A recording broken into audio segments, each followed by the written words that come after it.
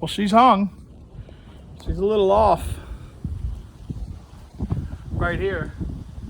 This fence, this gate, top heavy or moves a little bit towards the top, and the other one goes the opposite direction. I guess if I wouldn't have built that gate a year and a half ago and then tried to do this one to match it, it would have been better.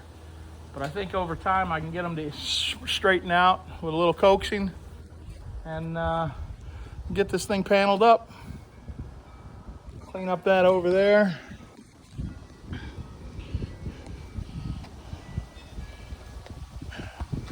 We'll get it dialed in.